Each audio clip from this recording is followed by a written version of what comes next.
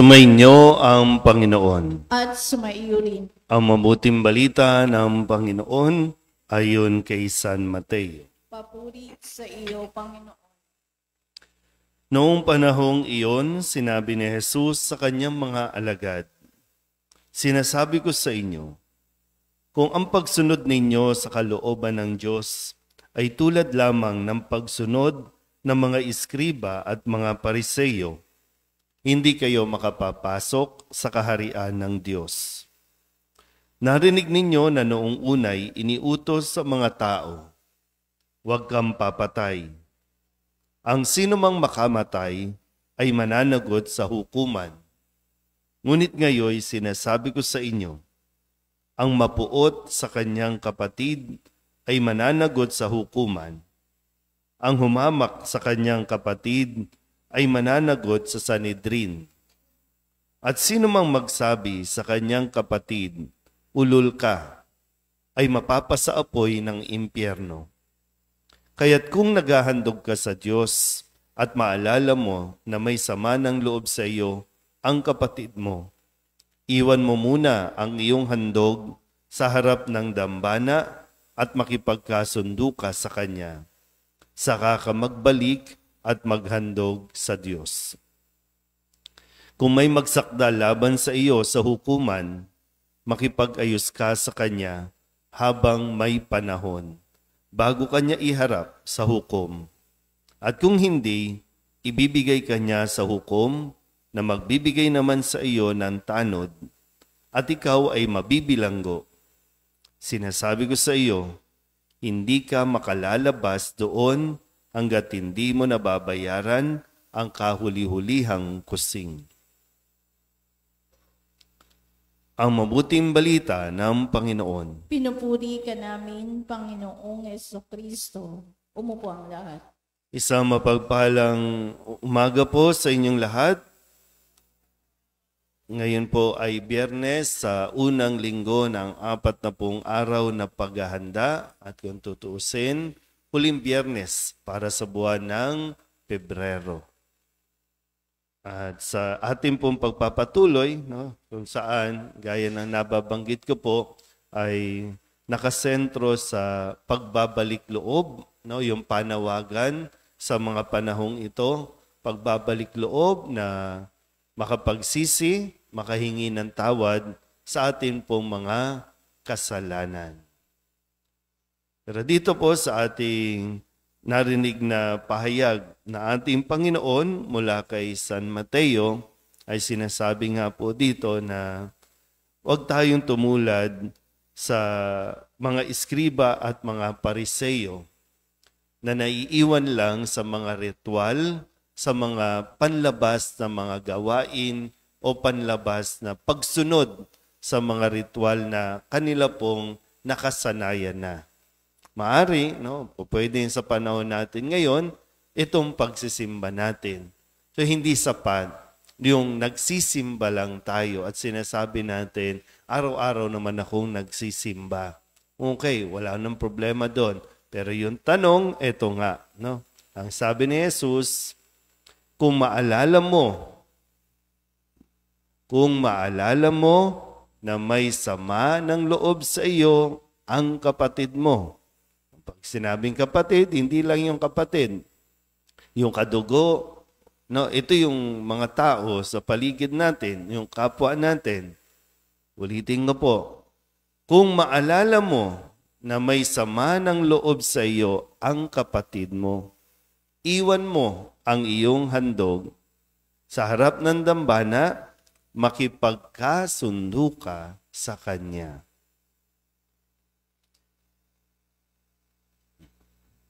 Narinig po ba? Ulitin ko po, Kung maalala mo na may sama ng loob sa iyo ang kapatid mo.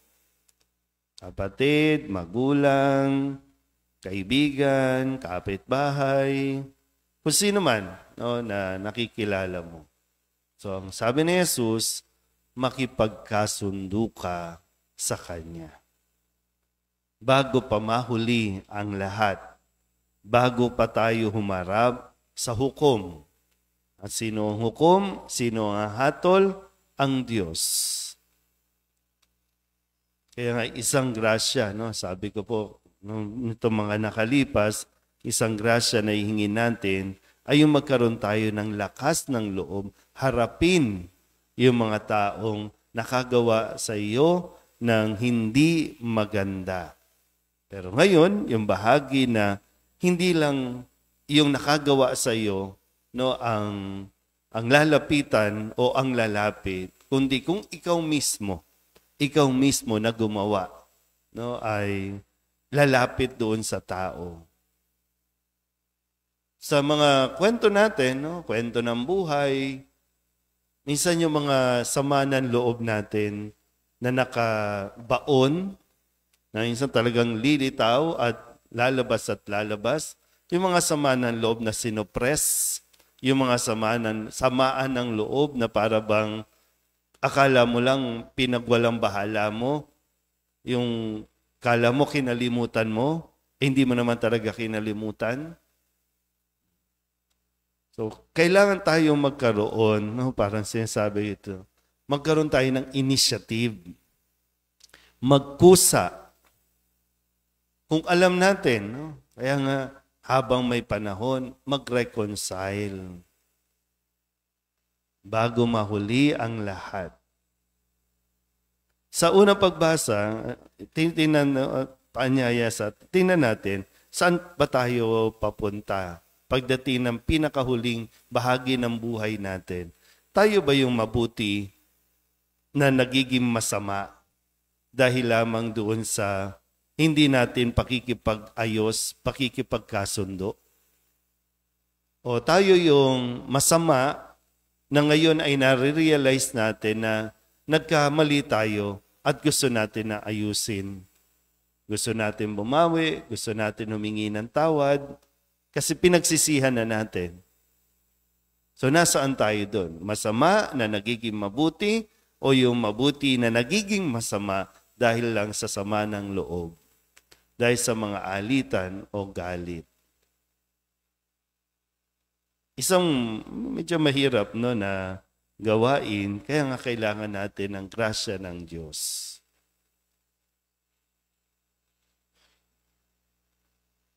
Ano gagawin natin?